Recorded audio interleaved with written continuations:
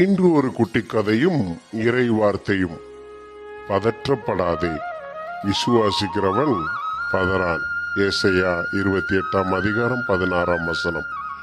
Jet விமானம் ஒன்றில் விமானி, பள்ளி மாணவன் ஒருவன் மற்றும் ஒரு போதகர் என மூவரும் பயணித்துக் கொண்டிருந்தார்கள்.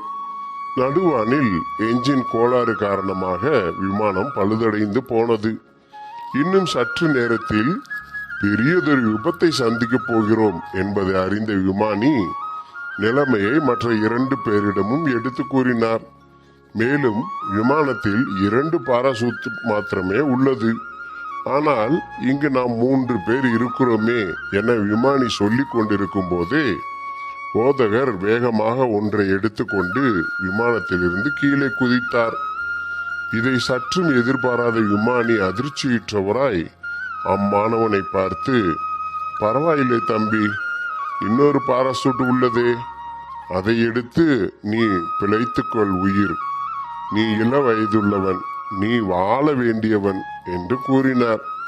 இதை கேட்ட மாணவன், இல்லை ஐயா, நாம் 2 பேருமே உயிர் பிழைத்துக் கொள்ளலாம் என்றான். அது எப்படி கூடும், நம்மிடம் ஒரு பாராசூட் தானே உள்ளது என்றார்.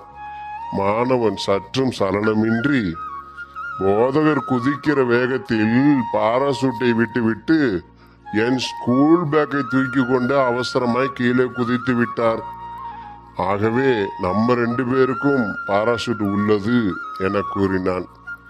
மேலே வசித்த சம்பவம் வேடிக்கையாக தோன்றினாலும் இன்று நம்மில் அநேகர் அவசர பேர் வழியாய்த்தான் காணப்படுகிறோம். கிறிஸ்துவ வாழ்க்கையில் விசுவாசமும் பொறுமையும் நம்மிடம் இல்லை என்றால் நம் பிரயாணம் தடைப்படுவது உறுதியாக உள்ளது.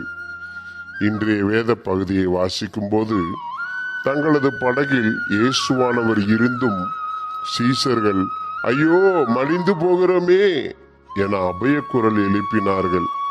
இவர்களுடைய நம்பிக்கையற்ற தன்மையை இயேசு கடிந்து கொள்ளுகிறதை வாசிக்கிறோம்.